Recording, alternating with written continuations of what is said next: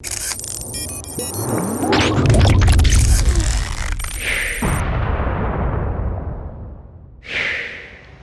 we're back again. Vega here for SerpentX Tech, and I think I found the main culprit of why the system kept freezing up, and it is the CPU. So we already swapped out the 2600, which was running phenomenally. I was able to do hardware bot benchmarks, get it up to 4.2 gigahertz. As soon as we put the 5900X, it will crash. Now the crucial memory is out, G-Skill memory is in.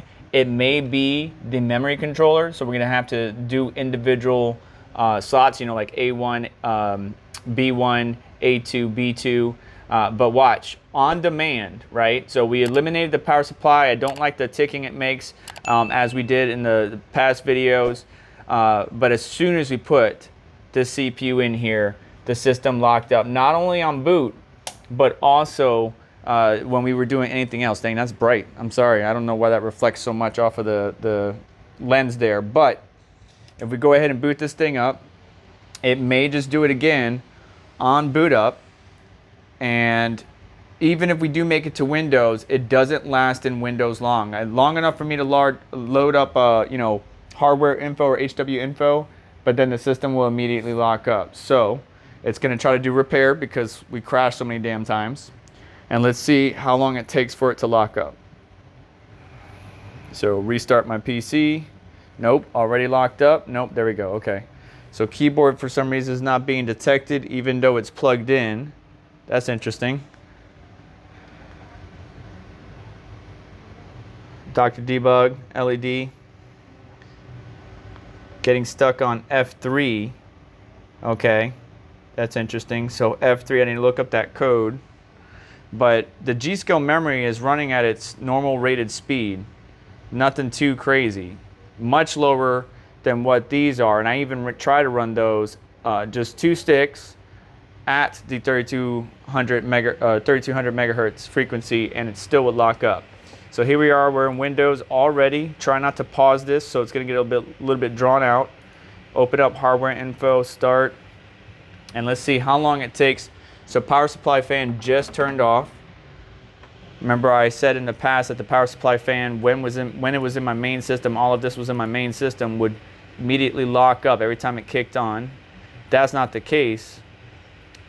It did this to me 4 times yesterday. As soon as I put the 5900X, because I needed to flash the BIOS on the living room system, the B450, with the 2600 in it, because it doesn't have the flashback button like most motherboards have these days. As soon as I put the 5900X in, locked up on boot or in the UEFI when it was loading, then on Windows startup, then inside Windows twice. And so far so good. You can see the clocks and frequencies. We're looking pretty good, but it's just a matter of time before this thing locks up again. There it is, boom. I'm moving the mouse and it's locked up. Numlock, nothing. So now what we need to do is go into the UEFI and downclock this memory as much as possible. Let's try to do 2666, maybe 2133, whatever we can do to see if we get the system to stay on overnight without locking up. But unfortunately, I think this CPU, at least with this motherboard combination, is donezo, unfortunately. So, all right, we're gonna come down here. We're gonna take it off of XMP profile, unfortunately. We're gonna put it on auto, and we'll just leave it on stock auto. Reboot. Nothing too crazy because I reloaded the UEFI, or at least the defaults, because we got a clear CMOS button on the back here as well as the BIOS flashback button. And we're gonna see if this system can survive, you know, overnight. Dang, that RGB is bright. But let me bring you guys back as soon as I see the next lockup. All right, so it's actually been a few days now, and unfortunately we tried different RAM slots, different memory sticks, one at a time. We tried downclocking the memory, we tried leaving it on auto, we tried detuning or declocking the CPU, we tried a different PCIe slot. Doesn't matter what we try, unfortunately, the system just locks up. So our next step is just get the CPU into the Asus B450 Tough, the revision 1 motherboard, and see if it acts differently. I mean, the motherboards are completely different. I don't see what the motherboard is going to do, because I really do believe, unfortunately, the 5900X, at least this one, is toast, which sucks because this is a really good CPU. Could have been used for CPU mining in a dedicated rig, or somebody could have used it for a dedicated gaming rig. It's a really good CPU. Unfortunately, just doesn't matter what you do. It seems that that is the central point of failure. Now the next biggest thing that I'm concerned about is the video card, because once again, when I installed this on the new B650 motherboard, the VGA light lit up even though we didn't have an LED or Dr. Debug code or anything like that, or error codes to go off of. VGA, it just wouldn't get past VGA. So we're going to try to put it in there, maybe switch the BIOS switch on it, and maybe it will perform better. Not entirely sure, but let's get the CPU swapped over and then we'll tackle this next. And here we are again. Took only a little bit for getting devices ready, where Windows detects all the hardware that's in here, because we got the 2600 back in, and we just clear CMOS and let it default, so we're running at 2666 memory instead of what the crucial memory sticks are rated at. And even with running at 4400 megahertz, like I showed in a previous video, with this older Ryzen CPU, it won't be able to run that speed. So it's just doing its thing. I'm going to leave it on overnight. We put the GPU back in the primary PCIe slot, the top by 16, and in the other system we have the 5900X in this nasty old setup. But we just need to test. It's got some basic thermal paste on there, not my best. And I'm gonna wait for tomorrow because I don't have the keyboard and mouse hooked up, and I'm tired and it's getting late. So for me, it will be overnight.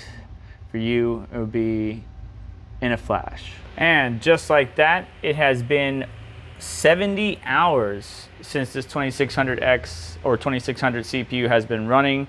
The system has not crashed once. The power supply has kicked on and off multiple times, and I could even overclock the memory up to 3200, 3400, 3600, and the system will run flawlessly.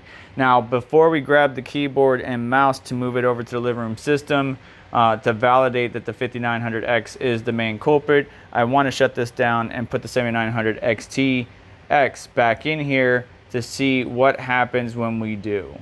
All right, let's keep an eye on the postcodes. Make sure nothing crazy happens. Power supply fan is on. Everything is kicking on. Postcode's looking good. We're looking for 9.8 and B2 to quickly flash. Make sure nothing gets stuck. But it does look like it just looped a second ago. We got posting. Okay, so that's a good sign. And I'm gonna do the same thing. Leave it on for a while and bring you back to inform you if any crashes, instability, or otherwise, because this is a really good GPU, and definitely would like to put it back in my main system once we confirm it is working as intended. Well, it's been well over 48 hours. I ran TimeSpy, and you know, the GPU core, everything is good. The hotspot temperature, memory temperature, everything looks good. So definitely want to get this back on my main system because of 24 gigabytes of GDDR6. And stay tuned, because in a different video, I want to show you, or let you listen to, the alien sounds coming out of that Silverstone power supply when this thing is running TimeSpy. Still may want to get this over to Patrick Stone at Gamers Nexus, but we'll talk about that in a different video. Let's focus on the CPU. We've got to shut this down and then try to see what happens when we boot up the secondary rig with the 5900X within it. All right, let's see what happens. See if we get any type of output, and on top of that, will it stay on for a longer duration than just the boot process. Good sign, we just got a motherboard beep. Detects the GTX 660. We are definitely getting UEFI. Let's see here. We detected a new processor, which will change the data structure. All right, so this is because of TPM. Press N to keep previous FTPM record or continue system boot. FTPM will not be enabled the new processor. You can swap back to the old processor and recover. So we're gonna have to reset, rebooting. Got the system beeps again. And let's see if it locks up on boot at all. Can it make it? Now, mind you, this is a completely different VRM setup that this motherboard has. I think it's a 4+4, another reboot. Interesting. Let's see what happens. This was often an issue as well before, no matter which motherboard I had it in. New CPU installed, press setup to configure. All right, so let's go through the boot process, or we're just gonna load defaults because we did update the BIOS. Come on, baby. You can do it. All right, good sound so far. Worry about playing around with the memory later. Let's see if this thing actually will boot and stay on, for Pete's sake, man. It's gonna be loading an old version of Windows. I don't really care. Probably gonna be filled with my son's crap. But if it doesn't lock up on boot and it doesn't lock up just idling in Windows, that's a good sign, and I can do further testing in the future. And it's still online. We're able to even reinstall Windows. We originally got into my son's operating system, but now we're reinstalling Windows and it's working just fine. Not sure what the difference is, but anytime we put the 5900X in the X570 Hitachi Razr, or my older motherboard, or my previous motherboard, it just locks up on boot, or locks up a few seconds into utilizing or playing around with Windows, where here we're having no problem. I know the VRMs are obviously different. I believe this is a 4+4 setup instead of a 16+2, but it's working just fine. So let me get hardware info installed, get some benchmarks going, and then we'll wrap up because this video is already running along. So I'm about as confused can be. The 5900X is working. Stability testing with Cinebench ARC-23, we're around 19,140 points. Not the best that it can do from what I've seen, but we're being thermal limited, which is obviously reducing the core clocks. But the fact of the matter is, it works. It just doesn't work with the X570 Hitachi Razr motherboard. But we did answer a legacy question, which is, if you did have the Asus TUF B450 plus gaming revision 1 motherboard, because there were different revisions when the 5000 series came out, saying that the first revision, or revision 1, would not support the 5000 series, or at least the high-end 5000 series. Well, it looks like the motherboard can handle it. Just make sure you have an adequate CPU cooler. Now, I did close up the side panel because I have, instead of these things being PWM, they're controlled by a little fans controller, old school, for those that may have remembered those. But yeah, we were able to run, and it works, and it's not locking up. There is one thing that I saw, and that is the mouse.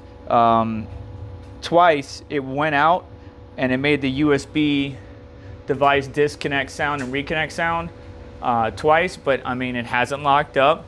It was able to do the stress test or the stability test just fine, and I'm having no issues. It just doesn't work with the X570 Hitachi Razr motherboard that I have. So as long as I keep them separated, it looks like we still have working systems. So that's gonna do it for today's video. Next time you see me, we're probably gonna be looking at the GPU. So that's the power supply, Silverstone power supply. Still have some anomalies and things that you're gonna see in the next video that's working.